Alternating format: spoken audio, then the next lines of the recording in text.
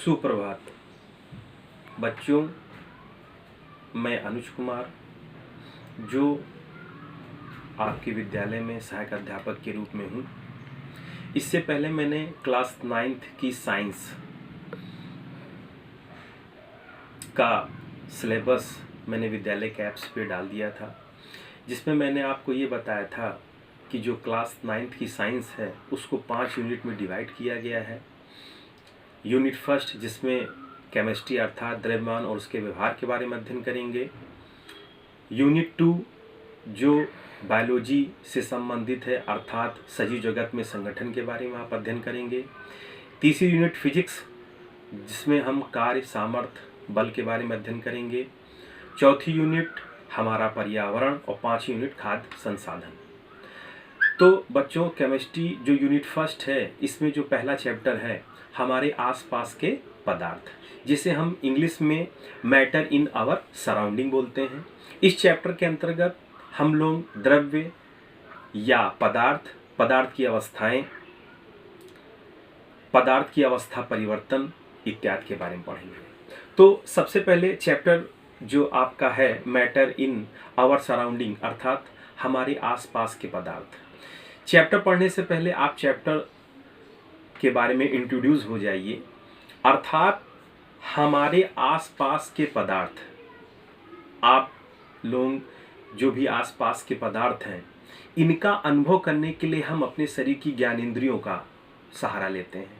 अर्थात आप ये कह सकते हैं इस संसार में असंख्य वस्तुएं हैं। असंख्य मतलब जिसकी कोई संख्या ना हो, जिनका अनुभव हमें ज्ञानेंद्रियों द्वारा होता है। ज्ञानेंद्रियां हमारे शरीर में उपस्थित होती हैं, 5 प्रकार की होती हैं: आँख, नाक, कान, मुंह, त्वचा, जिसके आधार पे हम लोग ब्रह्मांड में उपस्थित जो भी वस्तुएं हैं उनका अनुभव करते हैं, देखते हैं आदि। आदिकाल से ये एक अवधारणा चली आ रही है कि ब्रह्मांड की सभी वस्तुएं द्रव्य हैं, अर्थात इनमें से कुछ वस्तुओं को हम देख सकते हैं अर्थात वो दृश्य हैं, जैसे पेड़ पौधे, जल, धातु आदि, और कुछ वस्तुएं हैं जिन्हें हम देख नहीं सकते अर्थात उनका हम अनुभव कर सकते हैं, जैसे वायु। इसके पश्चात अगला टॉपिक आता है द्रव्य, जिसे हम पदार्थ बोलते हैं, इंग्लिश में मैटर बोलते हैं। क्या होता है द्रव्य? द्रव्य ब्रह्मांड का वह अवयव है जिसका द्रव्यमान व आयतन होता है। द्रव्यमान व आयतन, अब यहाँ पे आप ये चीज समझ लीजिए, द्रव्यमान का अर्थ होता है इंग्लिश में उसको बोलते हैं मास, आयतन को इंग्लिश में बोलते हैं वॉल्यूम। अब ये द्रव्यमान क्या होता है? किसी वस्तु में उपस्थित, कोई भी वस्तु आप ले लीजिए, उस वस्तु में उपस्थित जो द्रव्य की वास्तविक मात्रा होती है उसको हम द्रव्यमान कहते हैं। स्थान परिवर्तन कर दीजिए, लेकिन स्थान परिवर्तन के साथ साथ इसके मान में कोई परिवर्तन नहीं होता है। अर्थात यदि आप किसी भी वस्तु को एक स्थान से दूसरे स्थान पे आप रख दें, अब आप ये सोचें कि उसके मान में भी परिवर्तन होगा, तो ऐसा नहीं होता है। द्रव्यमान में, उसके मान में कोई परिवर्तन नहीं होगा। अब द्रव्यमान को हम इंग्लिश में बोलते हैं मास। मास मतलब MASS। तो यदि इसका पहला अक्षर ले लीजिए इंग्लिश का M, अर्थात इसे हम स्मॉल m से प्रदर्शित करते हैं। अब दूसरा शब्द आया आयतन। आयतन को बोलते हैं वॉल्यूम। अब ये वॉल्यूम क्या होता है?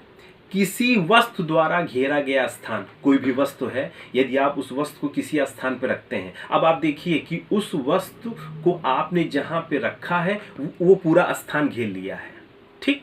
अब वो चाहे वस्तु छोटी हो चाहे बड़ी हो, आखिर उसने वो स्थान घेरा ना, इसी को हम आयतन अर्थात वॉल्यूम बोलते हैं। अब वॉल्यूम की स्पेलिंग होती है VOLUME। वॉल्यूम को हिंदी में आयतन बोलते हैं। अब वॉल्यूम का पहला अक्षर ले लीजिए V, अर्थात दैट इज क्लियर। आयतन को हम V, कैपिटल V द्वारा प्रदर्शित करते हैं, ठीक।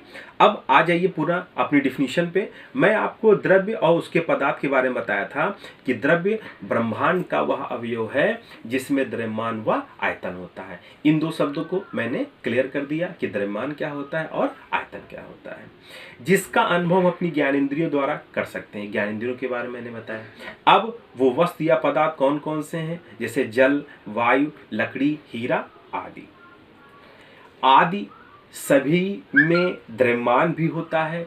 यदि इन वस्तु को आप कहीं रख देंगे तो वह स्थान भी घेरेगा, ठीक। अर्थात it is prove that it is matter, अर्थात ये द्रव्य है। लेकिन प्राचीन काल से एक धारणा आई है कि इनको हम 5 मूल तत्वों में वर्गीकृत कर सकते हैं, जैसे वायु, पृथ्वी, अग्नि, जल और आकाश। तो 5 तत्व का मतलब इन्हें हम पंच तत्व भी कहते हैं। पंच तत्व ऐसे वस्तु जो 5 तत्वों से मिलकर बने हों उसे हम पंच तत्व कहते हैं। एक बार पुनः फिर सोच लीजिए, समझ लीजिए, वायु, पृथ्वी, अग्नि, जल और आकाश। अब आधुनिक वैज्ञानिकों का कहना यह है कि द्रव्य को हम 2 वर्गों में डिवाइड किए हैं, वर्गीकृत किए हैं, एक फिजिकल भौतिक और दूसरा केमिकल। अब भौतिक में आपके वो सब जैसे ठोस है, द्रव है, गैस है, ये सब भौतिक में आते हैं।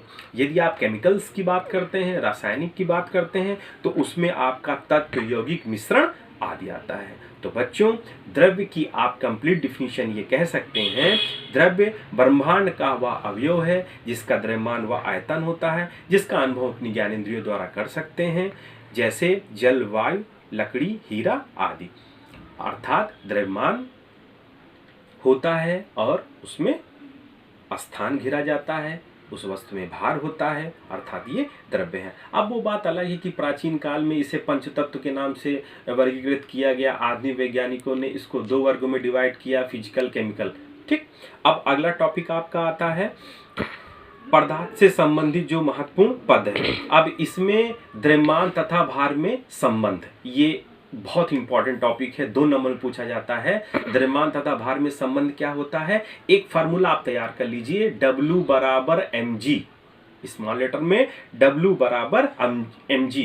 W भी स्मॉल होगा, M भी स्मॉल होगा और G भी स्मॉल होगा। अब W मतलब वेट अर्थात भार, M मतलब मॉस, G को आप यहाँ पे गुरुत्व जनित त्वरण कह सकते हैं।